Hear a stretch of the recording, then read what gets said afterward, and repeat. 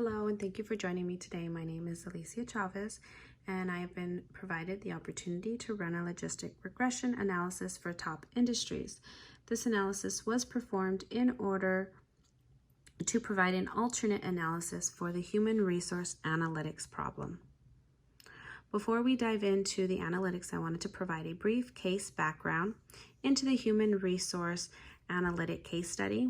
First, our purpose in this case was to apply the logistic regression analysis to help top industries solve a human resource analytic problem. To determine the solution to this problem, a logistic regression was performed, assisting top industries in determining if employees are willing to work paid overtime at a different production site. The data we used to run this analysis was from employee surveys. Ultimately, the Director of Human Resources would like to know if employees from Site B, where historically little overtime has been needed, would be willing to transfer to Site C, where it is anticipated that overtime work will be needed. For this analysis, we use the program IBS SPSS Modeler. And this was used to perform our regression analysis. This software has the ability to support many data sources, provide easy model deployment, automatic data preparation, and it also provides graphic engine. Just to name a few, the software was created by IBM. And in predictive analytics, linear regression analysis is commonly used. So before we get into the analysis and results, again, I just wanted to reiterate, we performed this analysis for top industries to examine survey responses, helping them to determine the likelihood of employees willing to work overtime and transferring from Site B to C. The data was entered into the logistic regression model in IBM SPSS Modeler to calculate this prediction. So in the first model, the orange box, we use the data received from Site A and first ran it through our partition node. The partition node was used to generate a partition field that splits data into separate subsets or samples, for training and testing and validation stages of the model building.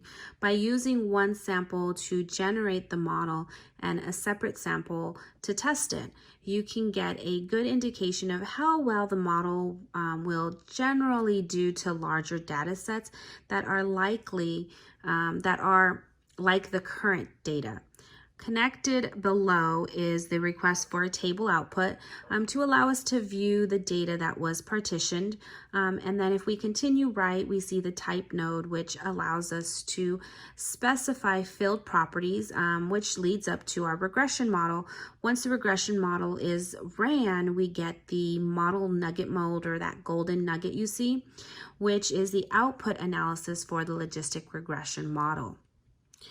So now let's go through each of these outputs and what they do.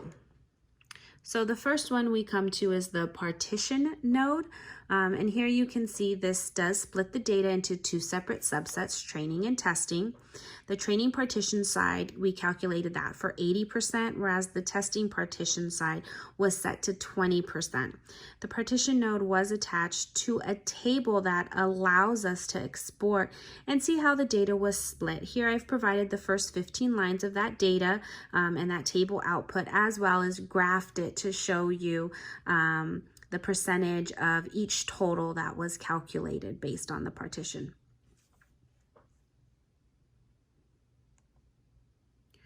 In this slide, I wanted to provide an overview of how the setup of the regression model was done. So in the first picture, or the picture with the green border, we can see, and this is a picture of the fields tab of the logistic regression model. We can see that our target is overtime, and our inputs are employee, job sat, status manager, and origident. Next, we look at the picture with the blue border, and this is the model tab. In this tab, we can see that the model method that we used was a backward stepwise, and we also ensured to include the partition data. Finally, the picture in the orange border is the output option. So what we want our model to put out for us so we can review those results. And as you can see here, it was requested for an iteration history and the perimeter estimates. So upon analysis, I was able to determine that the origident, or also known as employees' filling of personal identification with the organization, was identified as the predictor of importance, and that was at 0.48. Job sat, employee satisfaction with the job, was identified with the identified as the least amount of importance at 0.17. Therefore, when predicting who is most likely to work overtime, it is most important to always look at the employee's filling of personal identification with the organization and pay little to no attention to the employee's satisfaction with the job, as this field is least likely to predict likelihood of overtime. The first table of the output is the case processing summary, which shows the sample size that was used to run the logistic regression model. The second table we have here, called the classification table, contains the classification results with an overall percentage of 92.2 correct classifications for step 1 and 2. The model would be considered pretty good. In our next slide, we review the omnibus test of model coefficients, and this indicates if all of our predictors are jointly significant. In step 1, we can see that the significance is 0, and for step 1, indicating that we can reject the null hypothesis. In step 2, the sig is 0.449 with the significant value that is greater than 0.05. That leads us to believe that we cannot reject the hypothesis in this model. The model summary table provides us values for 2 pseudo R-squared values, which try to measure something similar. And from the table above, we can conclude or guesstimate that between 62% and 83.4% of the variation in overtime can be explained by the model in block 1. The variable of equation table summarizes the importance of the explanatory variables individually while controlling for the other explanatory variables. In step 1, employee has the highest level of significance at 0.457, followed by job stat. And in step 2, where employee was removed, we can see that job stat is now the highest level of significance at 0.05. In our next slide, I wanted to provide the analysis output that was received for the overtime. So in the data, 142 employees were predicted accurately out of 154. The accuracy of training data was around 92.2%, while 7.8% was predicted incorrectly. In the test data, the accuracy gets slightly lower, which we can expect most of the time, and it's at 82% with, that is 38 out of 46 employees were predicted correctly, with 17.4 predicted wrong or incorrectly.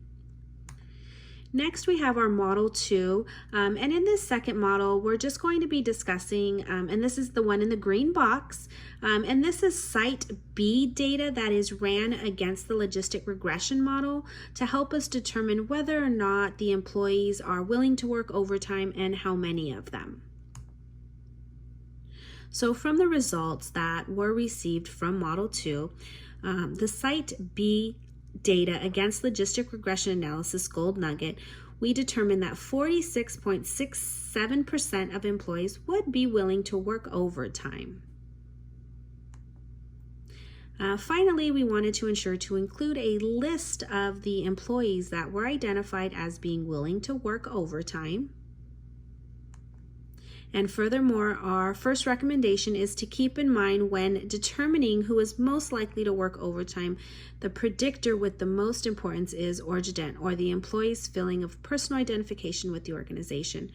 Secondly, it is our recommendation that you initially offer overtime to the employee that to the employees that were identified in the logistic regression prediction.